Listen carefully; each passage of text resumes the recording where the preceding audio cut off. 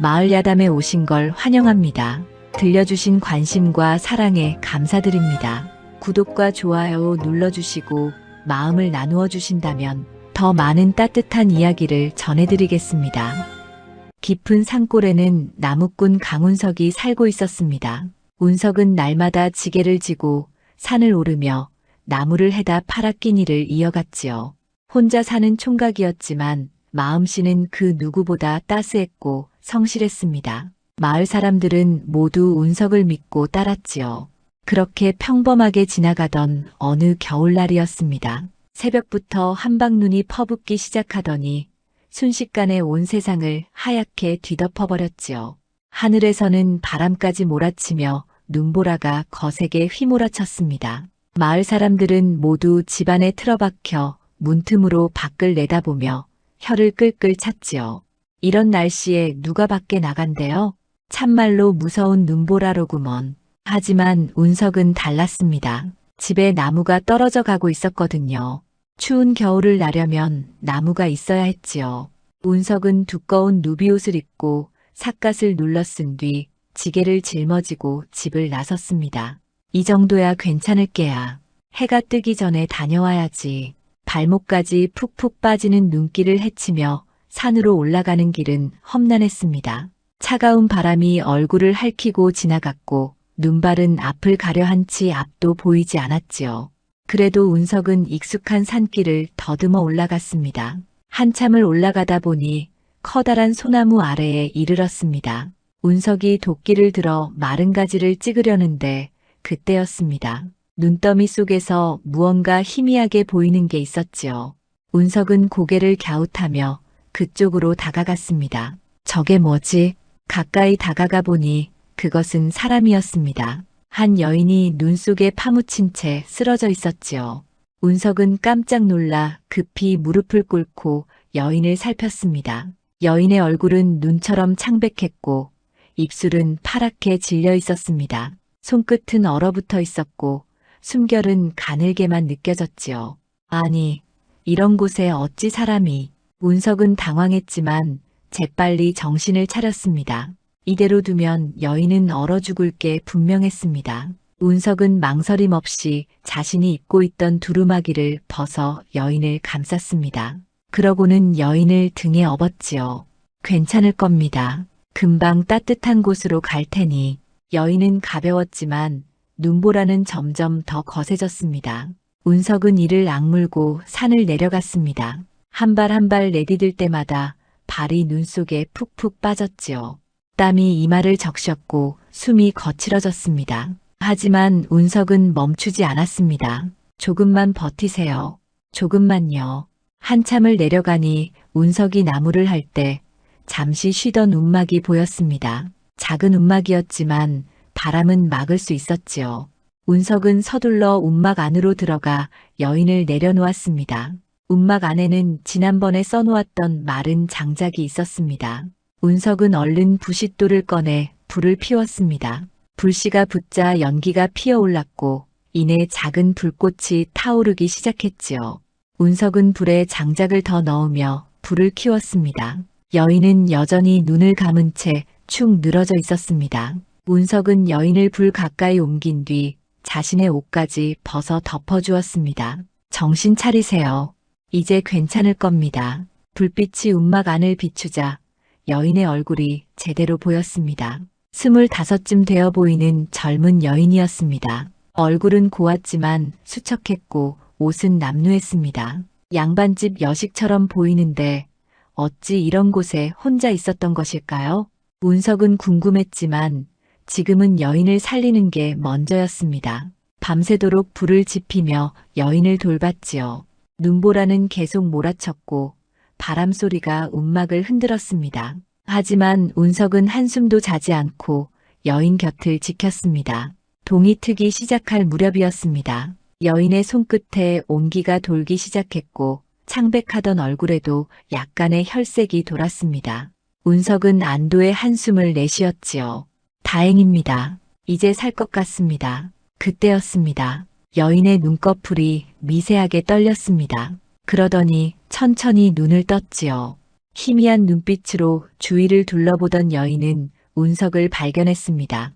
여인의 입술이 떨리며 가늘게 움직였습니다. 아버지, 목소리는 너무나 작고 가늘었습니다. 운석은 귀를 기울였습니다. 영모가 아니라 합니다. 그 말을 끝으로 여인은 다시 정신을 잃었습니다. 운석은 여인의 말에 가슴이 서늘해졌습니다. 영모라니, 그게 무슨 말일까요? 여인은 대체 누구이며 무슨 일을 겪은 것일까요? 운석은 여인을 더욱 따뜻하게 감싸주었습니다. 밖에서는 여전히 눈이 내리고 있었습니다. 하얀 눈이 세상을 뒤덮고 있었지요. 마치 모든 것을 덮어 감추려는 듯이 말입니다. 영모라니, 무슨 일이 있었던 걸까? 운석은 불을 바라보며 생각에 잠겼습니다. 여인의 가느다란 목소리가 귓가에 맴돌았지요. 그 말 속에 담긴 슬픔과 억울함이 느껴졌습니다. 해가 중천에 떴을 무렵 눈보라가 잦아들기 시작했습니다.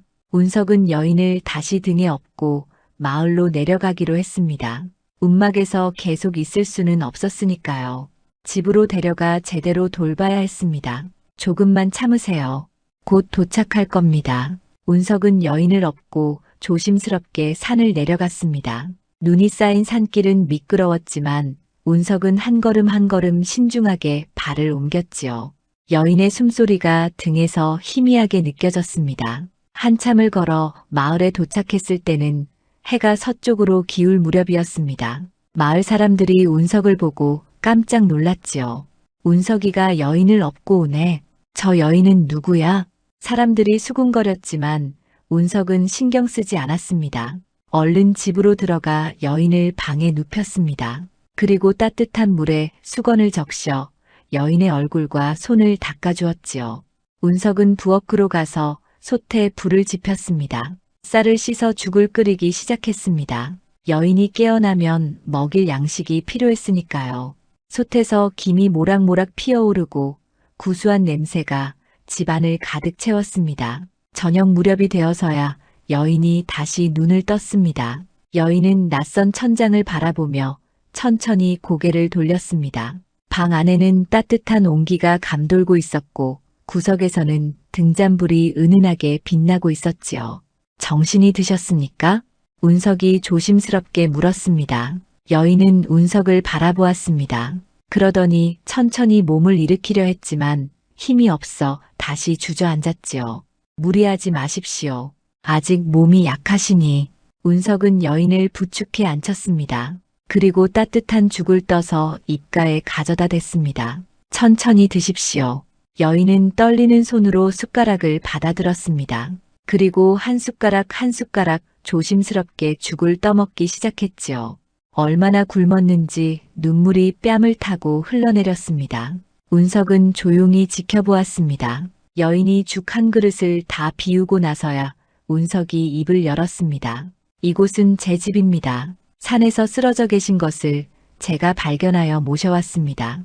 여인은 고개를 숙였습니다. 그리고 가늘게 말했습니다. 감사합니다. 어디가 편찮으신 곳은 없으십니까? 여인은 고개를 저었습니다. 운석은 더 묻지 않았습니다. 여인이 말하고 싶을 때까지 기다리기로 했지요. 밖에서는 다시 눈이 내리기 시작했습니다. 창문 너머로 하얀 눈송이가 하늘거리며 떨어지는 게 보였지요.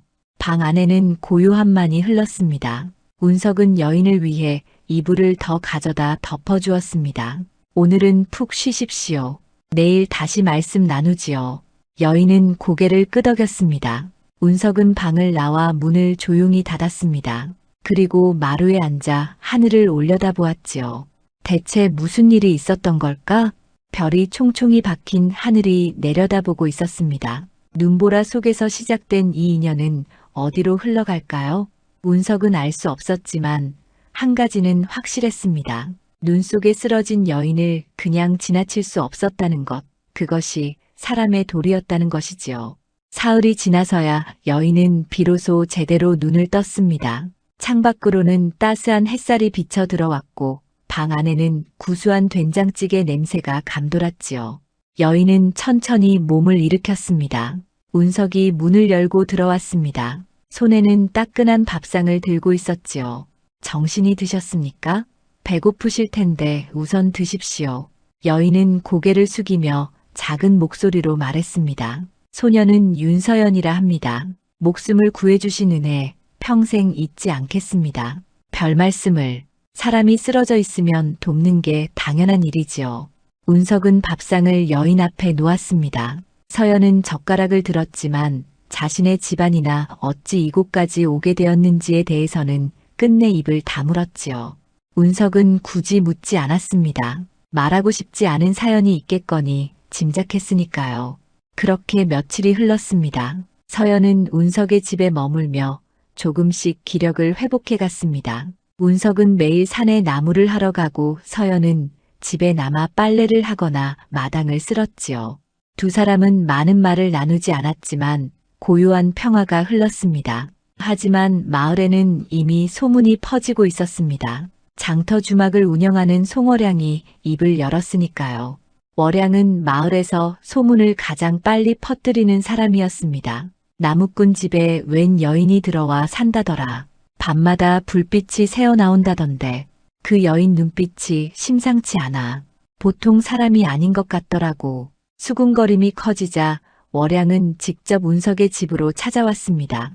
대문 앞에서 목청을 높였지요. 나 월양이야. 잠깐 나와봐. 운석이 문을 열고 나오자 월양은 팔짱을 끼고 말했습니다. 그 여인 말이야. 관에서 찾는 역적의 씨앗이라더군. 괜히 엮이지 마. 운석은 말없이 고개를 저었습니다. 사람이 쓰러져 있으면 살려야지요. 그게 하늘의 이치 아니겠소? 아이고 답답해. 내가 무슨 일을 당해도 나는 몰라. 월양은 허를 차며 돌아섰습니다. 하지만 그녀의 말은 이미 마을 전체로 퍼져나갔지요.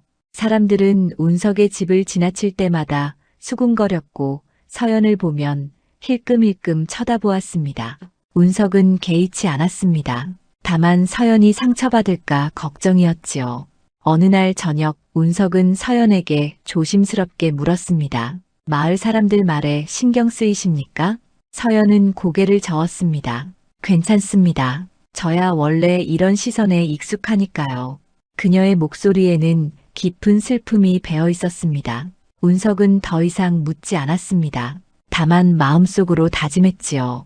이 여인을 지켜주리라고 말입니다. 며칠 뒤 저녁이었습니다. 운석이 산에서 돌아오는 길에 누군가 뒤를 밟고 있다는 느낌을 받았습니다. 뒤를 돌아보았지만 아무도 보이지 않았지요. 운석은 발걸음을 재촉했습니다. 집에 도착했을 때 서연이 창문 너머로 밖을 내다보고 있었습니다. 얼굴이 창백했고 손은 떨리고 있었지요. 무슨 일이십니까? 아까 낯선 사람이 집 주위를 맴돌았어요. 관복을 입은 것 같았습니다. 운석의 가슴이 철렁 내려앉았습니다. 월양의 말이 사실이었던 걸까요? 정말 관에서 서연을 찾고 있는 것일까요? 걱정 마십시오. 제가 지켜드리겠습니다. 운석은 서연을 안심시켰지만 마음은 무거웠습니다. 그날 밤 운석은 잠을 이루지 못했지요. 창밖을 내다보며 혹시 누가 오는 건 아닌지 경계했습니다. 다음 날 새벽 운석의 불안은 현실이 되었습니다. 대문을 두드리는 소리가 요란하게 울렸지요. 문 열어라. 운석이 문을 열자 서리 채영딸이 포졸 몇 명을 데리고 서 있었습니다. 영달은 차갑고 날카로운 눈빛으로 운석을 노려보았지요. 이 집에 도망친 여인이 숨어 있다고 들었다. 당장 내놓아라. 무슨 말씀이신지 모르겠습니다. 거짓말 마라. 마을 사람들이 다 봤다. 영달은 운석을 밀치고 안으로 들어오려 했습니다. 운석은 몸으로 막았지요. 하지만 포졸들이 달려들어 운석을 붙잡았습니다. 역적의 씨앗을 숨겨주면 너도 같은 죄인이다. 영달이 소리쳤습니다. 운석은 이를 악물었지요. 그 순간 뒷문이 열리는 소리가 들렸습니다. 서연이 몰래 빠져나간 것이었습니다. 저쪽으로 갔다. 쫓아라. 포졸들이 우르르 뛰어갔습니다. 운석은 영달을 뿌리치고 서연을 쫓아 달렸지요. 그의 머릿속에는 오직 한 가지 생각뿐이었습니다. 서연을 지켜야 한다는 것, 그것만이 중요했습니다. 새벽 어둠 속에서 추격전이 시작되었습니다. 서연은 산 쪽으로 달렸고 운석은 그녀를 따라 필사적으로 뛰었지요. 포졸들의 횃불이 어둠 속에서 번쩍였습니다. 운석의 가슴은 두근거렸고 숨은 가빠졌습니다. 하지만 멈출 수 없었습니다. 서연을 지켜야 했으니까요. 하늘에서는 다시 눈이 내리기 시작했습니다. 하얀 눈송이가 어둠 속을 떠다니며 모든 것을 감추려는 듯 했지요. 운석은 눈발을 헤치며 앞으로 나아갔습니다. 저 멀리 서연의 뒷모습이 희미하게 보였습니다. 운석은 그녀를 향해 손을 뻗었지요. 운석은 산길을 헤매며 서연을 찾았습니다. 눈발이 거세게 휘몰아쳐 앞이 잘 보이지 않았지요. 그때 저 멀리 바위 뒤에 웅크리고 있는 서연이 보였습니다. 운석은 급히 달려갔습니다. 여기 계셨습니까? 서연은 떨리는 몸으로 고개를 들었습니다. 눈물이 뺨을 타고 흘러내리고 있었지요. 운석은 서연의 손을 잡았습니다. 손은 얼음장처럼 차가웠습니다. 이제 괜찮습니다. 제가 있으니 왜 저를 도우십니까? 저는 역적의 딸입니다. 함께 있으면 당신도 죄인이 됩니다. 서연의 목소리는 떨렸습니다. 운석은 고개를 저었지요. 그런 건 중요하지 않습니다. 사람을 돕는데 이유가 필요합니까? 멀리서 포졸들의 목소리가 들려왔습니다. 횃불빛이 점점 가까워지고 있었지요. 운석은 서연을 일으켜 세웠습니다. 어서 갑시다. 두 사람은 깊은 계곡 쪽으로 달렸습니다. 발밑에 돌들이 미끄러웠고 가시덤불이 옷을 찢었지요. 하지만 멈출 수 없었습니다. 뒤에서는 포졸들이 외치는 소리가 들려왔습니다. 저기다. 놓치지 마라. 운석은 서연의 손을 꽉 잡고 계곡을 따라 내려갔습니다. 비탈길이 가파르고 험했지만 두 사람은 계속 달렸지요.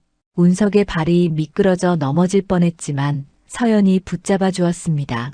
얼마나 달렸을까요? 앞에 작은 동굴이 보였습니다. 운석은 서연을 이끌고 동굴 안으로 들어갔지요. 두 사람은 동굴 깊숙한 곳에 몸을 숨겼습니다. 밖에서는 포졸들이 지나가는 소리가 들렸습니다. 이쪽으로 간 것 같은데 더 찾아보자. 발소리가 점점 멀어졌습니다. 운석과 서연은 숨을 죽이고 기다렸지요. 한참이 지나서야 밖이 조용해졌습니다. 동굴 안은 어둡고 축축했습니다. 서연은 벽에 기대어 앉았습니다. 숨소리가 거칠었고 온몸이 떨리고 있었지요. 운석은 자신의 옷을 벗어 서연에게 덮어주었습니다. 조금만 참으십시오. 날이 밝으면 안전한 곳으로 가겠습니다. 서연은 고개를 들어 운석을 바라보았습니다. 어둠 속에서도 그녀의 눈빛이 반짝였지요. 왜 이렇게까지 해주십니까? 저는 당신에게 아무것도 해드린 게 없는데 제 목숨이 닳더라도 지켜드리리다. 그게 제 마음입니다. 운석의 말에 서연의 눈에서 눈물이 흘러내렸습니다. 그녀는 한참을 울다가 천천히 입을 열었지요. 제 아버지는 윤대감이었습니다. 한양에서 청백리로 이름난 분이셨지요. 서연의 목소리는 떨렸지만 계속 이어졌습니다. 그런데 역모를 꾸몄다는 누명을 쓰고 옥에 갇히셨습니다. 아버지는 결백을 주장하셨지만 아무도 믿지 않았지요.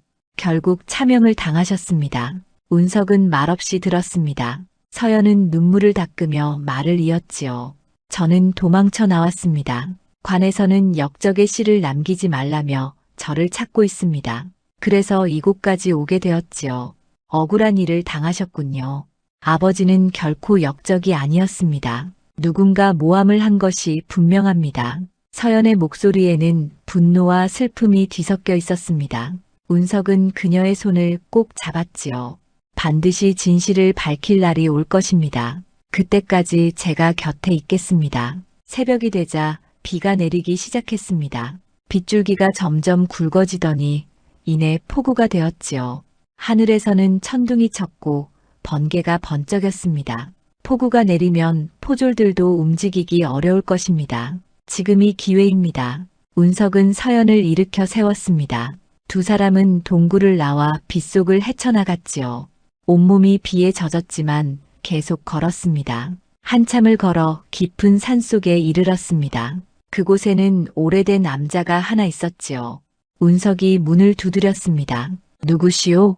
안에서 늙은 목소리가 들려왔습니다. 문이 열리자 백발의 노승이 나타났지요. 스님, 하룻밤만 묵게 해주십시오. 노승은 두 사람을 보더니 고개를 끄덕였습니다. 들어오시게. 암자 안은 따뜻했습니다. 노승은 마른 옷을 내주고 따뜻한 차를 끓여주었지요. 운석과 서연은 차를 마시며 몸을 녹였습니다. 두 분은 무슨 일로 이 깊은 산까지 오셨소? 노승이 물었습니다. 운석은 잠시 망설이다가 사실대로 말했지요. 노승은 조용히 듣더니 한숨을 내쉬었습니다. 세상에는 억울한 일이 참으로 많구려. 하지만 진실은 언젠가 드러나는 법이요. 스님, 혹시 이 근처에 숨을 만한 곳을 아십니까? 이 산 너머로 가면 김진호라는 훈장이 사는 마을이 있소. 그분은 선비로 명망이 높은 분이지. 찾아가 보시게. 노승은 두 사람에게 길을 알려주었습니다. 다음 날 새벽 운석과 서연은 암자를 나섰지요. 노승은 문 앞에서 두 사람을 배웅했습니다. 부디 무사하시길. 비는 그쳤지만 하늘은 여전히 흐렸습니다.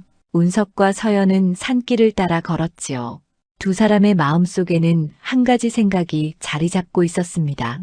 반드시 진실을 밝히리라는 결심이었습니다. 산을 넘고 계곡을 건너 한참을 걸었습니다. 해가 중천에 떴을 무렵 작은 마을이 보였지요.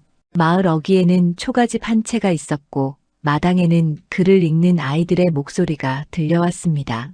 운석은 서연을 보며 말했습니다. 저곳이 틀림없습니다. 어서 가보십시다. 두 사람은 초가집으로 다가갔습니다. 새로운 희망을 찾아서 말입니다. 초가집 마당에서는 아이들이 천자문을 읽고 있었습니다. 운석과 서연은 조심스럽게 문 앞에 섰지요. 안에서 낭낭한 목소리가 들려왔습니다. 하늘 천, 땅지, 거물 현, 누를 황. 운석이 문을 두드렸습니다. 잠시 후 문이 열리고 백발의 노인이 나타났지요. 노인은 두 사람을 보더니 눈을 가늘게 떴습니다. 무슨 일로 오셨는가? 훈장님, 저희를 좀 도와주십시오. 운석의 간곡한 말에 노인은 두 사람을 집 안으로 들였습니다. 아이들을 먼저 돌려보낸 뒤 노인이 물었지요. 무슨 사연인지 말해보게. 서연이 고개를 들었습니다. 그리고 떨리는 목소리로 자신의 내력을 말했지요. 노인은 듣다가 놀란 표정을 지었습니다.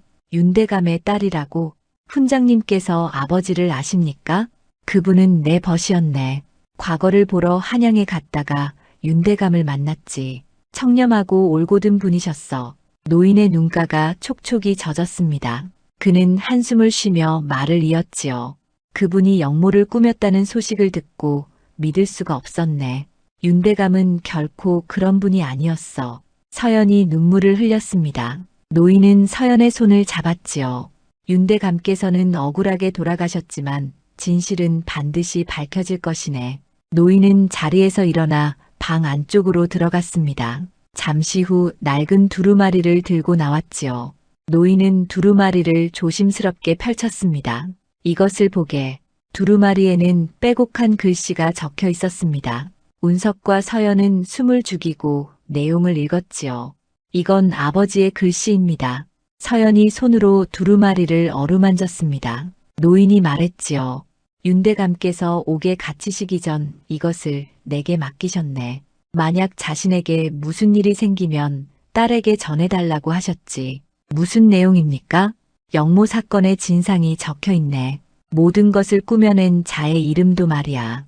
운석이 두루마리를 자세히 살폈습니다. 거기에는 영모 사건이 어떻게 조작되었는지 낱낱이 기록되어 있었지요. 그리고 마지막 부분에는 한 이름이 적혀 있었습니다. 설이 최영달. 서연의 얼굴이 창백해졌습니다. 아버지를 죽음으로 몰아넣은 자의 이름이었지요. 노인이 고개를 끄덕였습니다. 최영달은 승진을 위해 거짓 증거를 만들었네.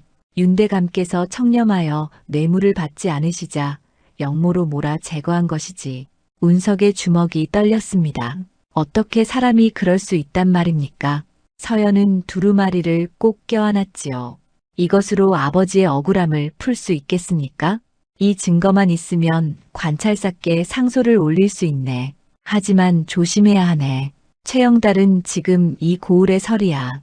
그자의 손길이 곳곳에 미치고 있지. 노인은 두 사람에게 당부했습니다. 이 두루마리를 잘 간수하게. 그리고 때가 올 때까지 몸을 숨기고 있어야 하네. 어디로 가야 합니까? 이 마을에서 사흘길을 가면 큰 고을이 나오네. 그곳에는 관찰사의 행차가 자주 있지. 거기서 기회를 엿보게. 노인은 두 사람에게 노자돈을 주고 먹을 것도 챙겨주었습니다. 그리고 마지막으로 말했지요. 진실은 목숨으로 지켜야 하네. 하지만 거짓은 언젠가 불타 사라지는 법이야. 그러니 포기하지 말게. 운석과 서연은 노인에게 깊이 절을 했습니다. 노인의 말은 두 사람의 가슴에 깊이 새겨졌지요. 해가 지기 전에 두 사람은 마을을 떠나기로 했습니다. 노인이 배움을 나왔습니다. 부디 조심하게, 그리고 반드시 진실을 밝히게나 은혜를 잊지 않겠습니다. 운석과 서연은 마을을 떠났습니다. 두루마리는 운석의 품속에 소중히 간직되어 있었지요. 두 사람은 산길을 따라 걸었습니다. 해질 무렵 산속 오두막에 이르렀습니다. 오늘 밤은 이곳에서 쉬기로 했지요. 운석이 불을 피우고 서연은 노인이 준 음식을 꺼냈습니다. 이제 희망이 생긴 것 같습니다. 서연의 얼굴에 처음으로 미소가 번졌습니다. 운석도 고개를 끄덕였지요. 반드시 아버님의 억울함을 풀어드리겠습니다. 고맙습니다. 당신이 아니었다면 저는 진작 죽었을 것입니다. 제가 하는 일은 당연한 일입니다. 옳은 일을 돕는 것은 사람의 도리니까요. 밤이 깊어갔습니다. 불빛이 오두막을 비추고 밖에서는 바람 소리가 들려왔지요. 운석과 서연은 내일의 여정을 준비했습니다. 다음 날 새벽 두 사람은 다시 길을 나섰습니다. 산을 넘고 내를 건너며 계속 걸었지요. 해가 중천에 떴을 때 저 멀리 큰 고을의 성벽이 보였습니다. 저곳입니다. 저곳에 가면 관찰사를 만날 수 있을 것입니다. 운석의 목소리에는 희망이 담겨 있었습니다. 서연도 성벽을 바라보며 고개를 끄덕였지요. 두 사람의 마음속에는 한 가지 다짐이 자리 잡고 있었습니다.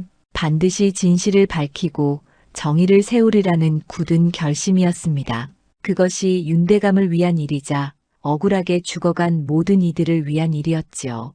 운석과 서연은 성문을 향해 걸어갔습니다. 새로운 싸움이 그들을 기다리고 있었습니다. 큰 고을에 도착한 운석과 서연은 작은 주막에 여장을 풀었습니다. 관찰사의 행차를 기다리며 며칠을 머물기로 했지요. 주막 주인은 친절했고 방은 깨끗했습니다. 이튿날 저녁이었습니다. 주막에 손님이 찾아왔지요. 운석이 문을 열자 장터에 송어량이 서 있었습니다. 운석은 깜짝 놀랐습니다. 월양 아주머니, 어찌 이곳까지? 소문을 듣고 찾아왔지. 자네들이 이곳에 있다더군. 월양은 보따리를 들고 있었습니다. 그녀가 보따리를 내밀었지요. 먼 길 떠나려면 먹을 것이라도 챙겨야지. 이것 좀 받게. 보따리 안에는 떡과 마른 반찬이 들어 있었습니다. 운석은 고마운 마음에 절을 했지요. 고맙습니다. 이런 것까지 챙겨주시다니. 뭘, 이웃끼리 돕는 게 당연한 거지. 월양은 잠시 머물다가 돌아갔습니다. 운석은 서연에게 음식을 보여주었지요. 월양 아주머니가 좋은 분이셨군요. 제 생각이 틀렸습니다. 서연도 고개를 끄덕였습니다. 하지만 두 사람은 알지 못했습니다. 월양이 주막을 나서자마자 골목 어귀에서 누군가를 만났다는 것을 말입니다. 찾으시는 자들이 저 주막에 있습니다. 월양이 건네는 쪽지를 받아든 자는 최영달의 부하였습니다. 그는 쪽지를 품에 넣고 사라졌지요. 월양은 은자 몇 냥을 받아들고 빠르게 걸음을 옮겼습니다. 그날 밤 운석과 서연은 내일의 계획을 짰습니다. 관찰사가 고을에 도착하면 직접 상소를 올릴 생각이었지요.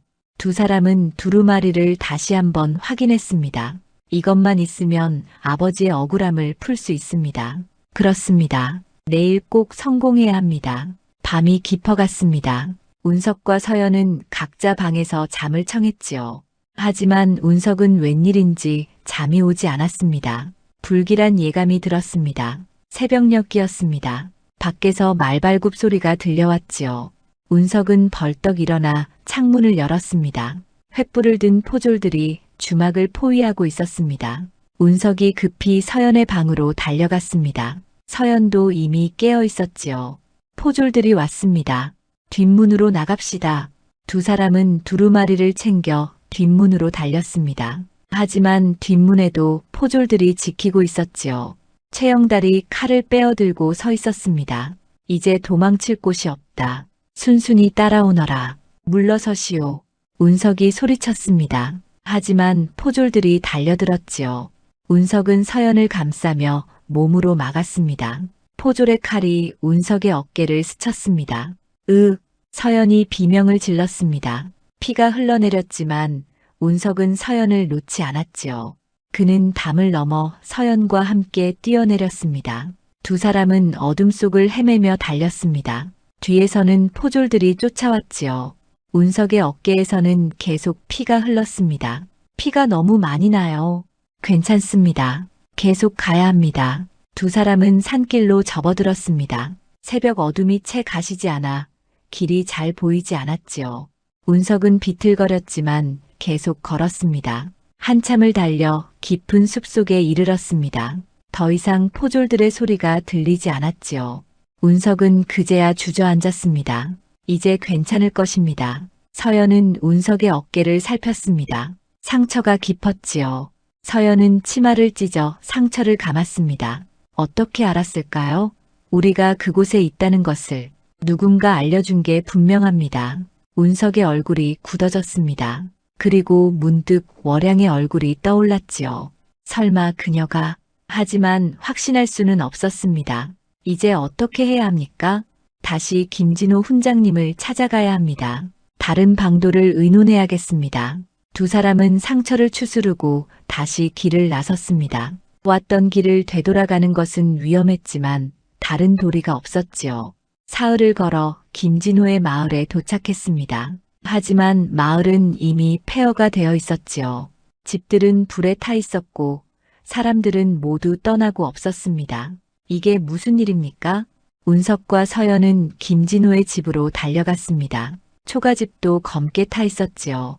마당에는 쟤만 남아 있었습니다. 훈장님, 운석이 외쳤습니다. 하지만 아무 대답이 없었습니다.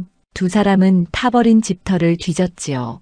다행히 시신은 보이지 않았습니다. 훈장님은 어디로 가신 걸까요? 살아계실 겁니다. 분명히. 그때 숲속에서 작은 소리가 들렸습니다. 운석과 서연은 그쪽으로 다가갔지요. 숲속 움푹 파인 곳에 한 사람이 숨어 있었습니다. 마을 사람입니까? 누구십니까?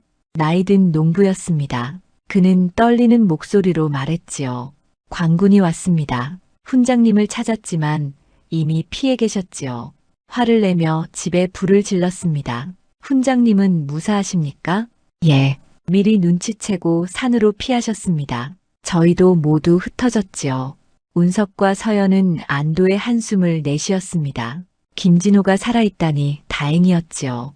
하지만 이제 어디로 가야 할까요? 최영달이 이렇게까지 할 줄은 몰랐습니다. 서연의 목소리가 떨렸습니다. 운석은 그녀의 손을 꼭 잡았지요. 포기하지 맙시다. 반드시 방법이 있을 겁니다. 두 사람은 타버린 집터를 떠났습니다. 해가 저물어 가고 있었지요. 운석과 서연은 다시 산속으로 들어갔습니다. 이제는 더 깊이 숨어야 했습니다. 최영달의 손길이 생각보다 길었으니까요. 산속에서 며칠을 숨어 지내던 운석과 서연은 새로운 계획을 세웠습니다. 김진호가 남긴 두루마리만으로는 부족했지요. 더 확실한 증거가 필요했습니다. 관아의 문서고에 들어가야 합니다. 운석이 말했습니다. 서연은 놀란 얼굴로 그를 바라보았지요. 관아라니요? 그곳은 너무 위험합니다. 최영달이 영모 사건을 조작한 원본 문서가 있을 겁니다. 그것을 찾아야 합니다. 운석의 눈빛은 단호했습니다. 서연은 한참을 고민하다가 고개를 끄덕였지요. 함께 가겠습니다. 아닙니다. 위험합니다. 혼자 보낼 수 없어요. 저도 함께 가겠습니다. 서연의 목소리에는 굳은 결심이 담겨 있었습니다. 운석은 더 이상 말리지 않았지요. 보름달이 뜬 밤이었습니다. 두 사람은 검은 옷으로 갈아입고 관아로 향했습니다. 담장 너머로 관아의 지붕이 보였지요. 경비를 서는 군사들이 횃불을 들고 순찰을 돌고 있었습니다. 저기가 문서고입니다. 운석이 작은 건물을 가리켰습니다. 두 사람은 담장 그늘에 숨어 기회를 엿보았지요. 군사가 지나가자 운석이 먼저 담을 넘었습니다. 그리고 서연을 끌어올렸지요. 두 사람은 조심스럽게 문석으로 다가갔습니다. 문에는 자물쇠가 채워져 있었지요. 운석은 품에서 쇠붙이를 꺼냈습니다. 어릴 적 대장간에서 일하며 배운 솜씨였습니다. 찰칵 자물쇠가 열렸습니다. 두 사람은 안으로 들어갔지요. 문서고 안에는 문서들이 가득 쌓여 있었습니다. 운석이 불을 켰습니다. 영모 사건 관련 문서를 찾아야 합니다. 두 사람은 문서들을 뒤지기 시작했습니다. 시간이 흘렀지요. 하지만 쉽게 찾을 수 없었습니다. 여기 있습니다. 서연이 작은 소리로 외쳤습니다. 구석진 곳에서 낡은 괴짝을 발견한 것이었지요. 괴짝을 열자 안에 문서들이 들어 있었습니다. 운석이 문서를 펼쳤습니다. 거기에는 영모 사건의 초안이 적혀 있었지요. 증인들의 진술서도 있었습니다. 하지만 이상한 점이 있었습니다. 이 진술서들 모두 같은 필체입니다. 최영달이 직접 쓴 것이군요. 서연의 목소리가 떨렸습니다. 증인들의 진술을 최영달이 조작한 것이 분명했지요. 운석은 문서를 챙겼습니다. 이것만 있으면 됩니다. 어서 나갑시다. 두 사람이 문서고를 나오려는 순간이었습니다. 밖에서 발소리가 들려왔지요. 군사들이 순찰을 돌고 있었습니다. 누가 거기 있느냐? 군사가 소리쳤습니다. 운석과 서연은 문서고 뒤편으로 숨었지요. 군사들이 다가왔습니다. 문서고 문이 열려 있다. 도둑이다. 잡아라. 군사들이 고함을 질렀습니다. 순식간에 관아 전체가 술렁이기 시작했지요. 횃불들이 여기저기서 켜졌습니다. 뛰어! 운석이 서연의 손을 잡고 달렸습니다. 두 사람은 담장을 향해 필사적으로 뛰었지요. 뒤에서 군사들이 쫓아왔습니다. 거기 서라. 화살이 날아왔습니다. 운석은 서연을 감싸며 담을 넘었지요. 화살이 운석의 다리를 스쳤습니다. 피가 흘렀지만 멈출 수 없었습니다. 두 사람은 어둠 속으로 뛰어들었습니다. 골목을 지나고 담을 넘으며 계속 달렸지요. 한참을 달려 깊은 숲속에 이르러서야 멈췄습니다. 다리에서 피가. 서연이 운석의 다리를 살폈습니다. 상처는 깊지 않았지만 피가 계속 흘렀지요. 서연은 다시 치마를 찢어 상처를 감았습니다. 괜찮습니다. 문서를 지켰으니 다행입니다. 운석은 품속의 문서를 확인했습니다. 다행히 무사했지요. 서연은 문서를 보며 눈물을 흘렸습니다. 이제 아버지의 억울함을 풀 수 있겠습니까? 그렇습니다. 이 증거면 충분합니다. 하지만 문제가 있었습니다. 관찰사에게 어떻게 이 문서를 전달할 것인가였지요. 최영달의 감시가 삼엄한 상황에서 쉽지 않은 일이었습니다. 한양으로 가야 합니다. 운석이 말했습니다. 한양까지 가려면 멀고도 험한 길입니다. 하지만 다른 도리가 없습니다. 한양의 사원부에 직접 고하는 수밖에요. 서연은 한참을 생각하다가 고개를 끄덕였습니다. 두 사람은 새로운 여정을 준비하기 시작했지요. 다음 날 새벽 운석과 서연은 한양을 향해 출발했습니다. 길은 멀고 험했지만 두 사람의 마음은 단단했지요. 품속의 문서가 희망이었습니다. 산을 넘고 강을 건너며 며칠을 걸었습니다. 운석의 다리 상처는 아물기 시작했지요. 서연은 날마다 약초를 구해 상처에 발라주었습니다. 어느 날 저녁 작은 마을에 도착했습니다. 주막에서 하룻밤을 묵기로 했지요. 주막 주인은 친절했고 방은 깨끗했습니다. 한양까지는 얼마나 남았습니까? 운석이 주인에게 물었습니다. 여기서 나흘 더 가면 도착합니다. 고맙습니다. 밤이 되자 주막은 조용해졌습니다. 운석과 서연은 각자 방에서 쉬었지요. 운석은 문서를 다시 한번 확인했습니다. 모든 것이 제대로 있었습니다. 창밖으로 달빛이 비쳐 들어왔습니다. 운석은 창밖을 바라보며 생각했지요. 이제 조금만 더 가면 됩니다. 한양에 도착하면 모든 것이 끝날 것입니다. 하지만 운석은 알지 못했습니다. 최영달이 이미 부하들을 한양으로 보냈다는 것을 말입니다. 그들은 운석과 서연보다 빨리 움직이고 있었지요. 새로운 위기가 다가오고 있었습니다. 나흘을 더 걸어 한양에 도착했습니다. 거대한 성곽과 높은 누각들이 눈앞에 펼쳐졌지요. 운석과 서연은 처음 보는 한양의 풍경에 잠시 넋을 잃었습니다. 드디어 도착했습니다. 운석이 말했습니다. 서연은 떨리는 손으로 가슴을 쓸어내렸지요. 이제 마지막 단계만 남았습니다. 두 사람은 사원부로 향했습니다. 하지만 사원부 앞에는 군사들이 지키고 있었지요. 아무나 들어갈 수 없었습니다. 어찌하면 좋겠습니까? 관찰사께 상소를 올려야 합니다.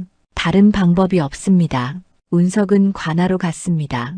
문지기에게 사정을 말했지요. 억울한 일을 당한 백성이 상소를 올리려 합니다. 기다리시오. 확인해 보겠소.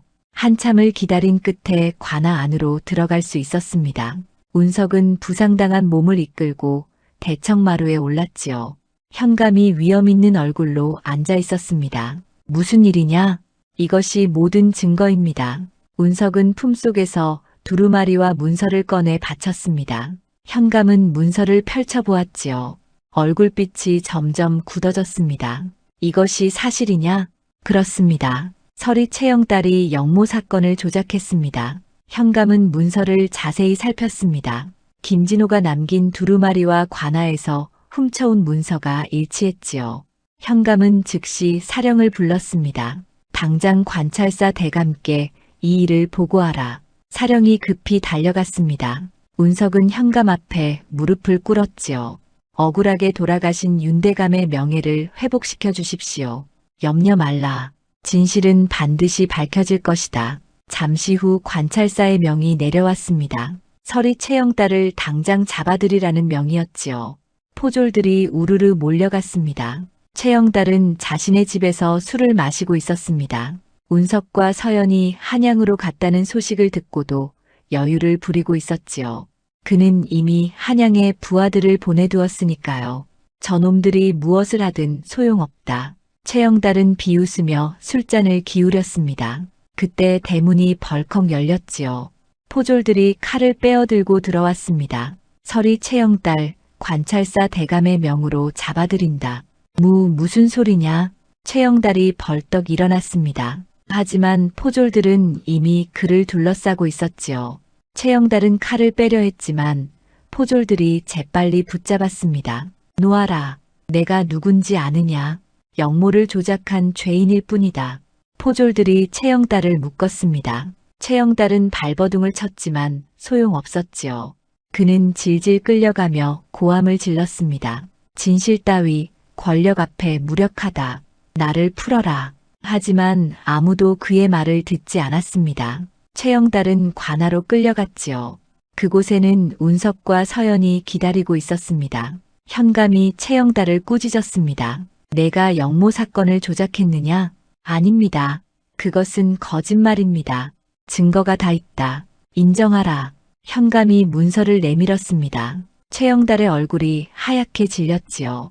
그 문서는 자신이 직접 쓴 것이었습니다. 이것을 어디서? 내 필체가 다 드러나 있다. 아직도 발뺌할 것이냐?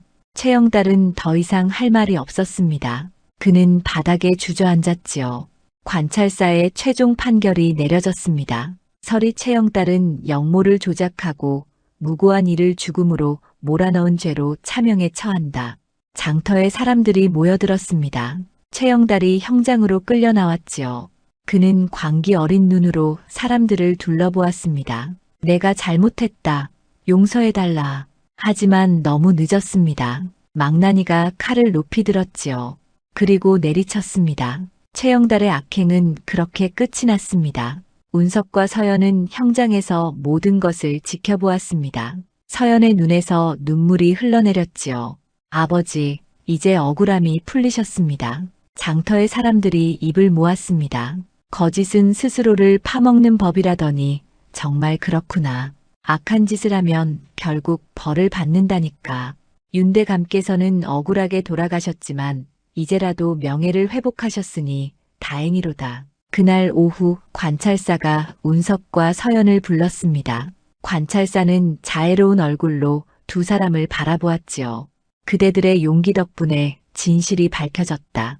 윤대감의 영모 혐의는 모두 거짓이었음이 드러났으니 명예를 회복하노라. 감사합니다, 대감. 서연이 깊이 절을 했습니다. 관찰사는 서연에게 말했지요. 윤대감의 따님이니 집안을 다시 일으켜 세우게 그리하겠습니다. 운석과 서연은 관할을 나왔습니다. 하늘은 맑고 푸르렀지요. 긴 싸움이 끝났습니다. 정의가 승리한 것입니다. 이제 편히 쉴 수 있겠습니까? 운석이 물었습니다. 서연은 고개를 끄덕이며 미소를 지었지요. 당신 덕분입니다. 당신이 아니었다면 저는 아무것도 할 수 없었을 겁니다. 아닙니다. 서연께서 포기하지 않으셨기 때문입니다. 두 사람은 한양 거리를 걸었습니다. 해는 저물고 있었지만 두 사람의 마음은 밝았지요. 오랜 어둠이 걷히고 있었습니다. 이제 새로운 시작이 기다리고 있었습니다. 모든 것이 끝난 뒤 운석과 서연은 산속 움막으로 돌아왔습니다. 불길이 지나간 자리에는 봄풀이 돋아나고 있었지요. 겨울을 이겨낸 생명들이 다시 살아나고 있었습니다. 서연은 움막 앞에 서서 하늘을 올려다보았습니다. 그녀의 눈에서 눈물이 흘러내렸지요. 아버지, 이제 편히 쉬십시오. 딸이 명예를 되찾았습니다. 운석은 조용히 그녀 곁에 섰습니다. 두 사람은 한참을 말없이 서 있었지요. 따뜻한 봄바람이 두 사람을 감싸 안았습니다. 며칠 후 서연이 운석에게 말했습니다. 운석, 제게는 아직 해야 할 일이 남았습니다. 무슨 일입니까? 관아에 스스로 나아가 지난 일들을 바로 잡아야 합니다. 운석은 서연의 뜻을 알았습니다. 비록 최영달이 벌을 받았지만 서연이 도망친 것은 사실이었지요. 그 일을 깨끗이 마무리해야 했습니다. 제가 함께 가겠습니다. 고맙습니다. 두 사람은 함께 관아로 갔습니다. 관찰사는 서연을 보자 고개를 끄덕였지요. 스스로 찾아왔구나. 참으로 올곧은 마음이로다. 죄를 짓고 도망친 것은 사실입니다. 벌을 받겠습니다. 관찰사는 한참을 생각하다가 말했습니다. 내 아버지는 나라를 위해 평생을 바친 충신이었다. 그 딸이 억울함을 풀기 위해 한 일을 어찌 죄라 하겠느냐. 죄를 묻지 않겠노라. 감사합니다, 대감. 관찰사는 서연에게 윤대감의 집과 땅을 돌려주었습니다. 그리고 말했지요. 가문의 명예를 지켜 훌륭히 살아가거라. 서연은 관아를 나와 운석에게 말했습니다. 이제 집안을 다시 일으켜야 합니다. 하지만 제 혼자 힘으로는 어렵습니다. 제가 도와드리겠습니다. 서연은 고개를 저었습니다. 운석, 당신은 저를 살려주셨습니다. 목숨뿐 아니라 아버지의 명예까지 되찾게 해주셨지요. 제가 한 일은 당연한 일입니다. 아닙니다. 당신이 아니었다면 저는 아무것도 할 수 없었습니다. 서연은 운석의 손을 잡았습니다. 그녀의 눈빛은 진지했지요. 이 은혜를 어떻게 갚아야 할지 모르겠습니다. 하지만 제가 할 수 있는 일이 있습니다. 서연은 집안을 되찾은 뒤 가난한 아이들을 가르치는 서당을 열었습니다. 양반집 교수가 직접 아이들을 가르치는 일은 흔치 않았지요. 하지만 서연은 개의치 않았습니다. 배움은 신분을 가리지 않습니다. 서연은 날마다 아이들에게 글을 가르쳤습니다. 가난한 집 아이들도 천민의 자식도 모두 받아들였지요. 아이들은 서연을 따르며 열심히 공부했습니다. 운석은 다시 산으로 돌아가 나무를 했습니다. 마을 사람들은 그를 영웅처럼 대했지요. 하지만 운석은 여전히 겸손했습니다. 저는 그저 할 일을 했을 뿐입니다. 해마다 봄이 오면 서연은 운석에게 편지를 보냈습니다. 편지에는 아이들의 이야기와 서당의 소식이 담겨 있었지요. 운석은 그 편지를 읽으며 미소를 지었습니다. 어느 날 김진호 훈장이 서연을 찾아왔습니다. 불에 타 죽은 줄로만 알았던 김진호가 살아있었던 것이지요. 서연은 깜짝 놀라며 그를 맞았습니다. 훈장님 살아계셨습니까? 그날 미리 몸을 피해 화를 면했네. 산속에 숨어 지내다가 해결됐다는 소문을 듣고 이제야 돌아왔지. 김진호는 서연의 서당을 돌아보며 흐뭇해했습니다. 윤대감께서 바라시던 일을 하고 계시는구려. 참으로 훌륭하네. 훈장님 덕분입니다. 훈장님께서 두루마리를 지켜주지 않으셨다면 아버지의 억울함을 풀 수 없었을 것입니다. 김진호는 고개를 저었습니다. 자네와 나무꾼 운석의 용기 덕분이지. 그 젊은이는 어찌 되었는가? 산으로 돌아가 나무를 하며 살고 있습니다. 그를 찾아가 보게. 은혜를 갚아야 하지 않겠는가? 서연은 고개를 끄덕였습니다. 그녀도 그 생각을 하고 있었지요. 다음 날 서연은 운석을 찾아갔습니다. 운석은 산에서 나무를 하고 있었지요. 서연을 보자 놀란 표정을 지었습니다. 낭자, 웬일로 이곳까지? 당신을 찾아왔습니다. 서연은 운석에게 말했습니다. 당신 덕분에 제가 이렇게 살고 있습니다. 아이들을 가르치며 아버지의 뜻을 이어갈 수 있게 되었지요. 그것은 낭자께서 노력한 결과입니다. 아닙니다. 당신이 저를 살려주지 않았다면 아무것도 할 수 없었습니다. 서연의 목소리가 떨렸습니다. 운석은 고개를 끄덕였지요. 저는 다만 사람의 도리를 했을 뿐입니다.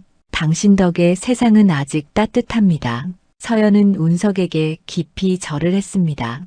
운석은 황급히 그녀를 일으켰지요. 이러지 마십시오. 이것이 제가 드릴 수 있는 감사의 마음입니다. 두 사람은 산길을 함께 걸었습니다. 봄꽃이 만발한 산은 아름다웠지요. 운석이 하늘을 올려다보며 말했습니다. 선은 스스로를 증명하고 악은 스스로 무너지는 법입니다. 그 말씀이 맞습니다. 진실은 언젠가 드러나는 법이지요. 해가 산 너머로 넘어가고 있었습니다. 붉은 노을이 하늘을 물들이며 세상을 비추고 있었지요. 운석과 서연은 그 아름다운 광경을 바라보며 서 있었습니다. 당신은 제게 생명을 주셨습니다. 그 은혜를 평생 잊지 않겠습니다. 서연께서 훌륭히 살아가시는 것이 제게는 가장 큰 기쁨입니다. 두 사람의 인연은 그렇게 아름답게 맺어졌습니다. 서로를 구하고 서로에게 힘이 되어준 인연이었지요. 그것이 하늘이 정해준 인연이